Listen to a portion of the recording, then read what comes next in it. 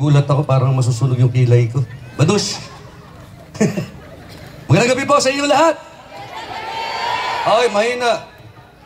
Ulitin ko po. Magandang gabi sa inyong lahat! Ay, ako po'y natutuwa. Ako po'y natutuwa sapagkat sabi ko nga kay Kuya Tony, alam niyo po mga kababayan ko dito sa bayan ng Real. 3 taon ko pong, kumbaga pinilano ito. Nasa utak ko, dahan-dahan na palapit ng palapit. At ngayon, ilang araw na lang po, masusubukan lahat ng ating pinaghirapan. Tama po? Ngayon po, ayahan niyo muna po akong magpasalamat. Ano po? Una-una po sa mga kapitan na nandito po kanina. Si Kapitan, ang kinakapatid ko po, unang-una po, si Kapitan Anjo Dugayo, palakpakan niyo po. Kapitan Renny C. Vergara. Ay, di ko malilimutan, pinagod niyo sa Maragondon. Si Kapitan Paz, palakpakan po natin. At siyempre po, ang kaibigan ng aking asawa at katsuktsyakan niya, chismisan, si Kapitana Rowena Iskama. Palakpakan po natin. Palakpakan po din natin ang, kumbaga, kung saan nagmana si Ryan Astrera. Palakpakan po natin. Kapitan Randy Astrera. Pero ba hindi nabanggit? 6 na yun, no? Opo. Tsaka po siyempre, ito po yung kumbagay, minsan napagkakamalan kung kami magkamukha na dahil parehas kami pumorma. Palakpakan po natin ang pinakamayamang kapitan ngayon ng bayan ng Real, Kapitan J.R. De La Cruz. Nandiyan ba si J.R. De La Cruz? Kinabi ko na, Mami, relax. At siyempre po, nabagay ko na lahat, no? At siyempre po, ang aking kumbagay parang nanay-nanayan ko ngayon. Palakpakan po natin, bagamat wala po dito, at siya po'y nagpapalakas, ang ating mahal na PPLB, Kapitana Maria Yu. Palakpakan po natin. At siyempre po, gusto ko pong pasalamatan lahat ng barangay leaders at purok leaders ng Team Tunay. Palakpakan niyo po yung mga sarili. Ito pong ito pong 45 days, wala pa naman 45 days. Yung mga pagod po natin, masayang kampanya. Sabi ko nga po, hindi naman kami magkakaroon ng tao sa pamiting kung hindi po dahil sa inyo. Kaya palakpakan niyo po yung mga sarili. Kinalang niyo po yung mga sarili. Di ba, Pastora? Kasama pa yung pinakamayaman sa Pandan. No? Luciala. Oh. Anyway.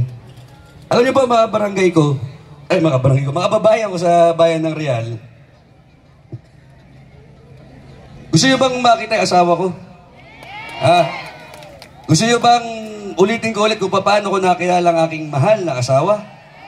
Gusto niyo bang ulitin ko? Sige.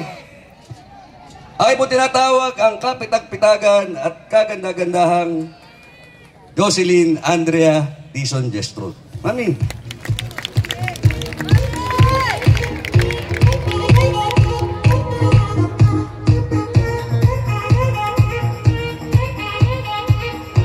Yan po.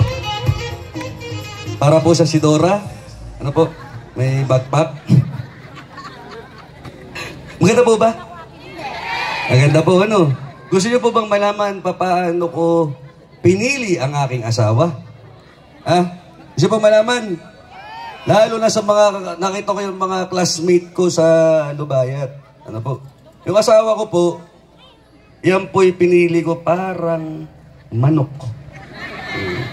Na sasabungin. Hindi naman liit sa kababayan ko sa bayan ng Real. Kami po ng aking ama, ang tiyuhin ko, kami po'y mahilig mag-alaga ng manok. Ano po? Ito ba si Tata Sanoy? Ano po?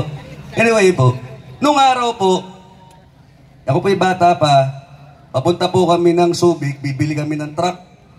na tanker ng aming ama, ako po'y napadaan sa Pampanga. Di kami po'y kumain sa isang restaurant. Ay ako po'y palingon-lingon. Ay napakarami pong magaganda doon sa Pampanga. San Fernando, Pampanga. Di tatay ko po'y nakatingin sa akin. Sa amin ni Ikong. Sabi, anak, patingin-tingin ka. Opo, daddy. Sabi yung gano'n. Magaganda ba manok dito? Sabi kayo, opo. Anak, isa lang ang hiling ko sa iyo. Kapag ikay maghanap na mapapangasawa, ay dito ko na rin sa Pampanga maghanap. Sabi gano'n. Di ko naman po alam, na makikilala ko kasawa ko. Nung siya po, kami po yung nasa QMMC sa ospital. Ngayon po, ang sabi sa akin ng aking ama, ang pagpili daw ng mapapangasawa o pagpili daw ng babae ay parang manok. Ano sabi po ng aking ama? Anak, kailangan maliit ang ulo. Maliit po, Anak, kailangan ang manok shiny ang balahibo. Makinis. Anak, kailangan ng manok ay big kiss ang katawan. Noong nakilala ko po yung big kiss. Pero big kiss pa rin naman. Mga mabato. Ang sabi po ng tatay ko, anak, dapat mahaba ang legs. Po? Dito mali po sa utak ko yun. Tumanim sa utak ko. Kaya po nung nakita ko ang asawa ko naglalakad doon sa ospital, para pong pinintahan ko na. Maliit ang ulo. Check. Singkit ang mata. Check. Shiny ang makinis. Shiny ang balahibo. Check. Mahaba ang mahaba ang legs. Ano pa na ba? Big kiss ang katawan. Big kiss naman po katawan, Hanggang ngayon po ba? Di ba? Ngayon po, nung pinakasalan ko ng asawa ko, nalimutan ko, kami magmamanok, ang lagi namin tinitingnan, mahaba ang legs. Kasi, mahalakas sumipa. Kaya po nandito ako, malayo, baka magalit, abot po ako na yan. Sipa sa ulo, sipa sa... Kaya, ganyan ko po siya nakilala. Kaya yun lang po ang aking munting pagpapakilala. Mami, pwede ka ba magpakilala muna? Magsalita ka naman na unti. Ka muna bago ituloy ang aking talumpati. Babati ka na lang. Babati na lang po ako ng mabilis lang na magandang gabi po sa inyong lahat. Kami po ng aking asawa kasama ang kanyang lapian sa Team Tunay ay tunay na nagpapasalamat po sa inyong lahat na dumalo at nakiisa sa aming munting handang pagpapasaya sa inyong lahat. Hindi po importante kung saan man po, kung anong siyempre, eleksyon po or kampanyahan, may kanya-kanya pong kulay. Pero ang importante po, lahat po tayo dito ay Realenyo. Ito po ay ni-ready para po sa atin lahat, para kahit man lang isang gabi ay tayo ay sumaya. Ay, sorry po, umuulan. So, God bless po sa atin lahat. Thank you. Yan po, umulan na naman. Inabot na tayo ng ulan. Malakas ba ulan? Di naman po. Anyway po, bibilisan ko na lang po ito para di po kayo maabala. At tingin ko po, yung mga kalalakihan gustong makita si Laksamana. Tama po? Sino gusto makita sa Viva Max?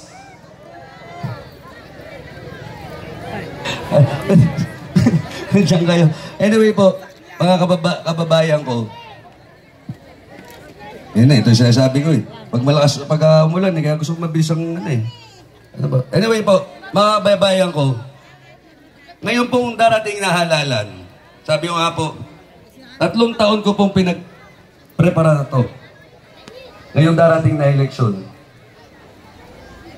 Wala na ako. Wala ganun.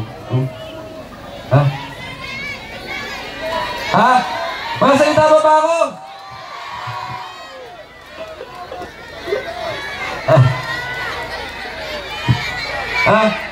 Wala na? Okay, para sabihin ko, stop!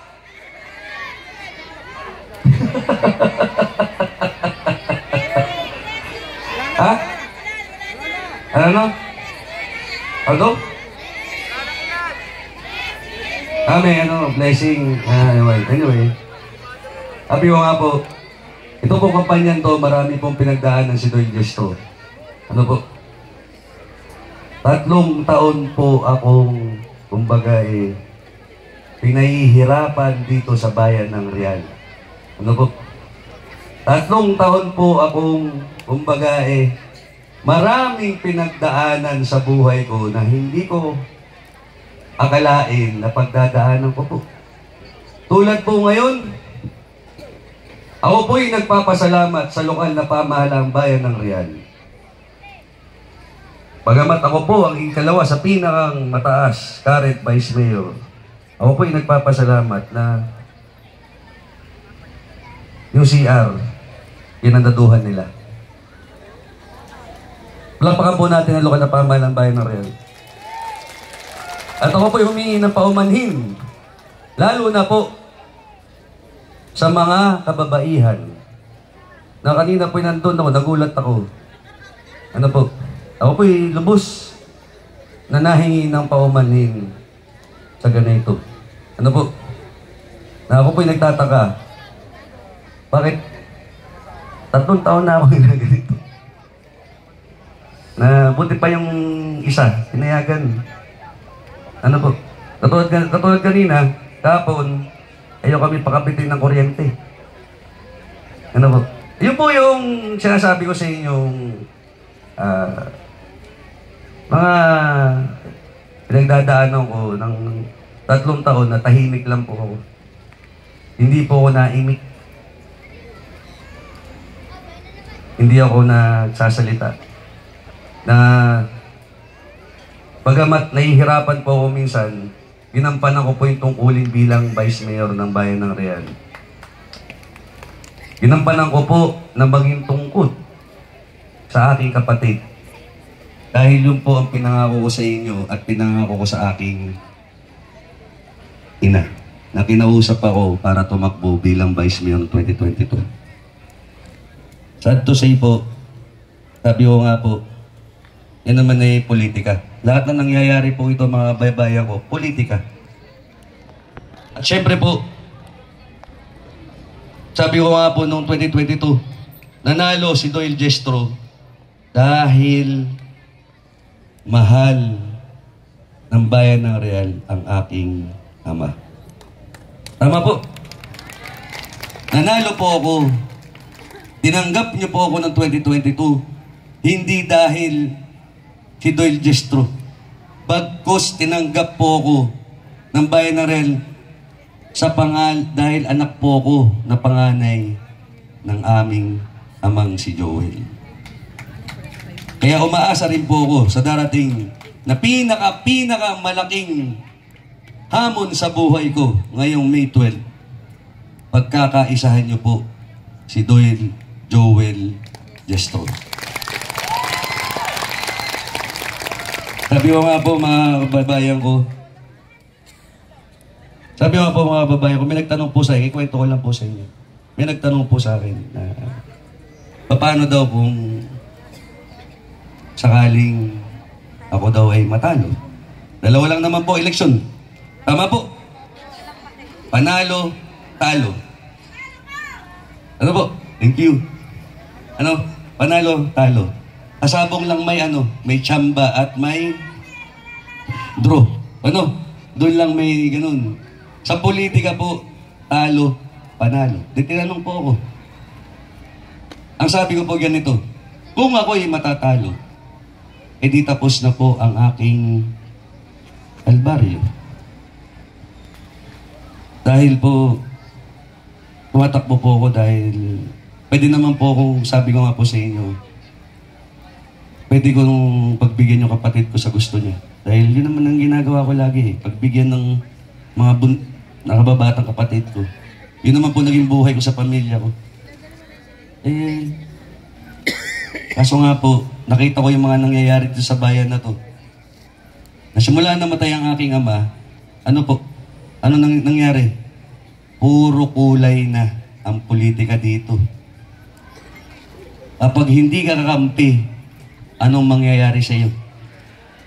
Kung nagagawa nga po sa akin, papaano kayo? Tulad po ng sinabi ng kapitan natin na taga-Ungos, dalawa lang naman po pagpipilian dito sa Kabilugan. Ano po? Liwanag o dilim.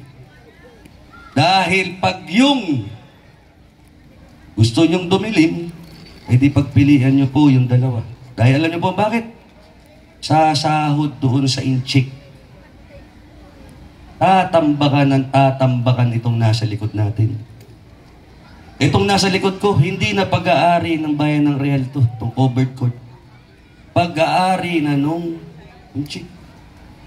Kapag tinambakan niyan, anong mangyayari doon sa mahal na barangay ng aking ama, ng aking ina? Isa siya nagsilbi. Lulubog. Palitong 61, lulubog. Kasi ano po, ginagawa nila ng walang engineering design. Hinayaan nila yan. Ang laban ko po ay laban ng buong bayan ng Real. Na itama ang mga pagkukulang, na ibalik ang serbisyong jestro na walang halong kulay, bagkus puro po kayong mga mamamayan ng bayan ng Real.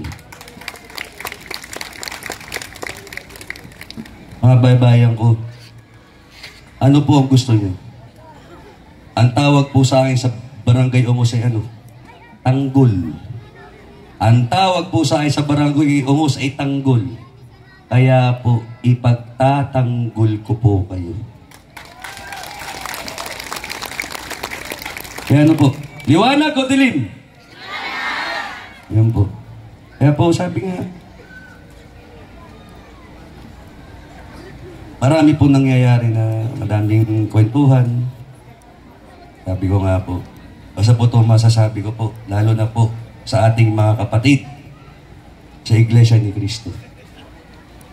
Ang pamilya Jestro po ay patuloy na maglilingkod at kailanman ay di tatalikod. Sapagkat ano po, dahil matagal niyo po kaming sinusuportahan. Kaya po, ganun po ako. Patuloy na maglilingkod at kailanman ay di tatalikod. Kaya po mga kababayan ko, huwag niyo pong kalimutan, isa lang po pinapakiusap ko po sa inyo, kung mahal niyo po ang Jestro, iboboto niyo si Marcoleta. May iboboto niyo po si Marcoleta? Opo, numero 38. Ano po? Yun lang po pinapakiusap ko. At syempre po, samahan niyo po ang alapian ng Team Tunay. Maasahan ko po ba? Dahil para po, iba naman po sa'yo, narinig na po yung mga pamiting namin.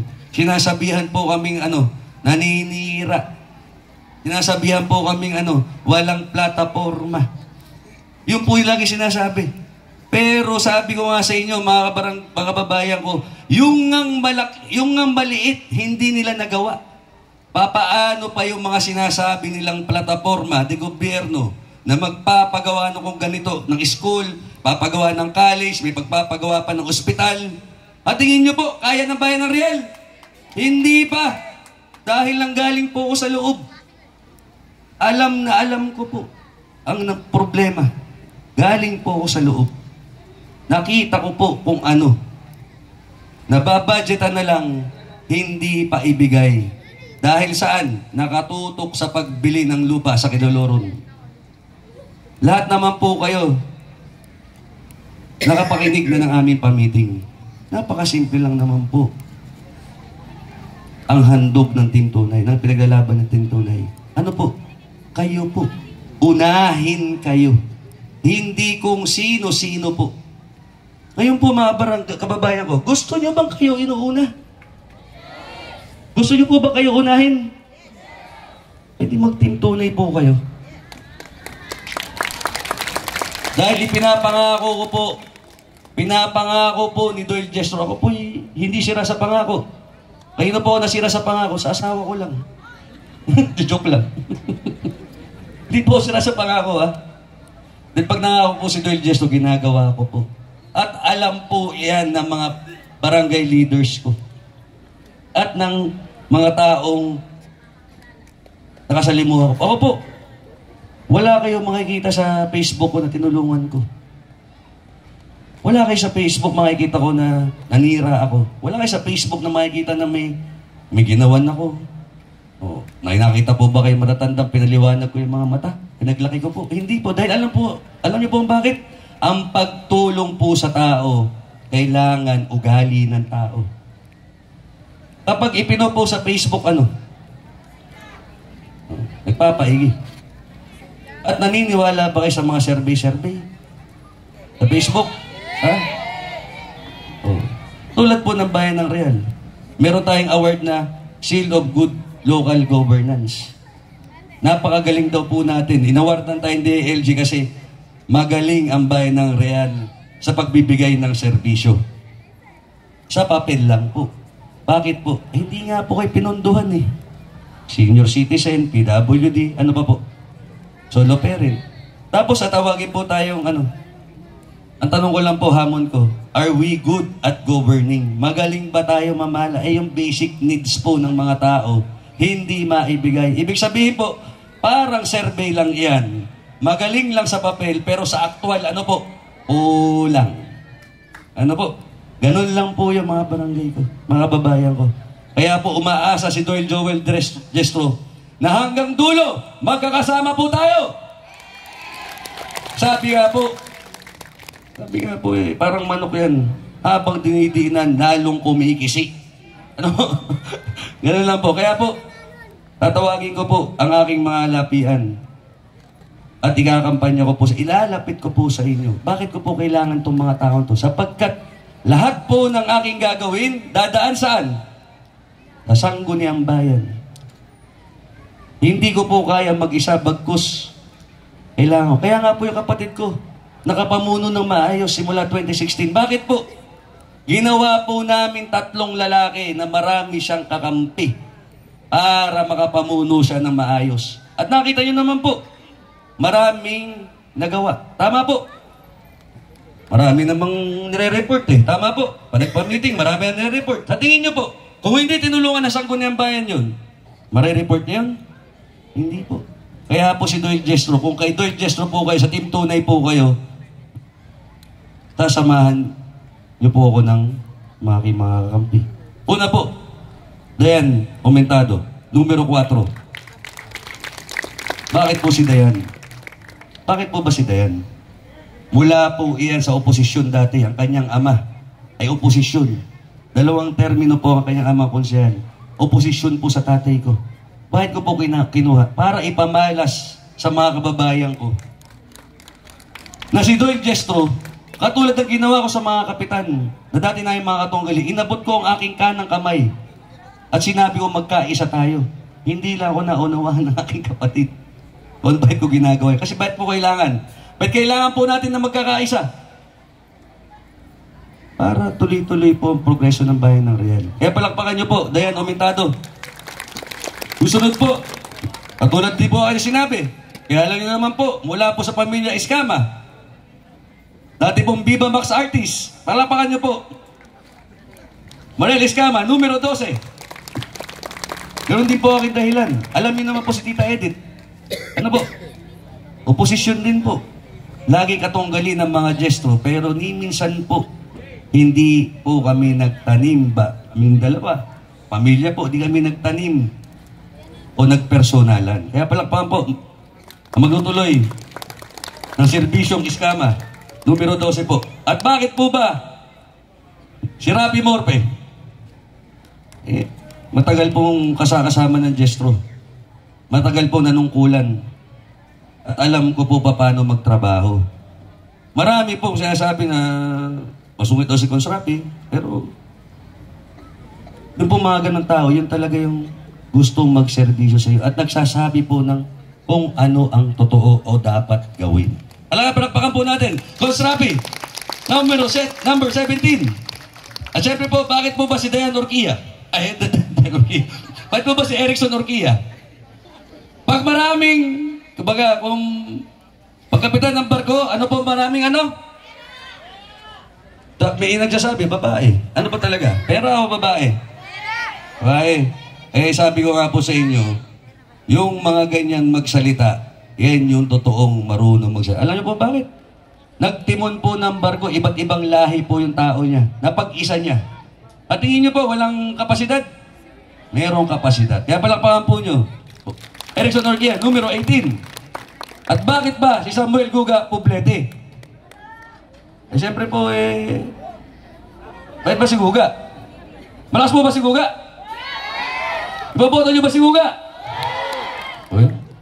Alam niyo po matagal na kasama ng aking ama. Mahal na mahal po na aking ama. Ang sabi ko po sa kanya, kung hindi ka pinayagan ng aking ama, ako ang gagawa ng paraan. Ipapanalo kita. Kaya palakpakan po natin Samuel Guga Poblete, numero 20. At bakit po ba si Tita Adi? Siyempre po sabi ko nga po sa inyo, ang naipaglaban sa inyo. Bukod sa matalino, may puso po sa tao. Kaya palakpakan po natin, Tita Adi Jess Domingo. At bakit po ba ang Tito Pempem ko? Magbibigyan niyo po ba Tito Pempem ko? Sabi po lagi niya, ako na lang ang Jess nung laging talo. Yun po sinasabi lagi sa amin ngayon po kaya, hatingin nyo, magbibigyan po ng bayan ng real? Pagpahan po natin, Tito Pempem, Gesto. At syempre po, isa lang din po pinapausap sa inyo. Ako po kasi, pag nangako po ako, humarap po ako sa tao, at sinabi ko pong oo, yun po ginagawa ko. Kaya po humarap po sa ating gobernadora at kanyang asawa. Ang sabi sa akin ng kanyang asawa, pare, kasi kung pare ko po yun sa anak ko, pare, ipanalo natin ng 4K. Alam ko namang kaya mong manalo. Pag nanalo tayo at ang 4K, alam mo na ang mangyayari. Kaya po, ari po ba na pagkaisa na natin ang 4K? Para mahina. 4K! Marami po kasing, sabi nga ni Kuya Utan, marami sumisigaw ng 4K, yung mga katunggali namin, ang bulong naman ano na. Isa naman, 4K, kasama pa, parang nasa liyan pa. Ang binibigyan naman, bigas ng TGP. Ang sabi ko lang po, ako po kasi hindi ko kayang humarap sa tao. Na ganun. Ano pong tawag doon? Trapo. Traditional politician. Ingi. Bulong. Kaya po mga barangay, mga kababayan ko, panahon na po na samahan nyo ang Team Tunay na buwagin ang sistemang politika dito sa bayan na to na puro kulay na lang. Ari po ba na samahan nyo kami ngayong May 12 na baguhin ang tadhana o baguhin ang sistemang politika dito sa bayan ng Real na wala ng kulay-kulay. Kaya po, bago ko po ako magtapos at alam ko naman, ako di gusto din manood sa Viva Max Hindi pa nakikita. Joel, sorry Ari po ba? Sabay-sabay natin sigaw. Realign niyo ako! Realign niyo tayo! Diretso pa rin! Sigaw pa natin, Diretso pa rin! Maraming salamat po! Governor Helen Tan pala. Sorry. Panalo naman si Dr. Helen Tan. Wala namang kalaban, mami. Pero, siyempre po, Gobernadora Helen Tan. Ano po? Pagkaisa po si Gobernador Helen Tan. At siyempre po, ang taong 3 paligo lang ang lamang sa akin. Palakpakan po natin. Congressman Mark Enverga. Ganoon din po, siyempre, bigyan natin ng kakampi ang ating mahal na Gobernador Julius Lucis at Elmo Ringo Sarona. Palakpakan po natin. At okay. Okay na yun, mga kailangan dito. Samahan mo ko dito. Pinabira siya, mga. Ayan po. Kakanta po si Ryan Astrera po. Ano po?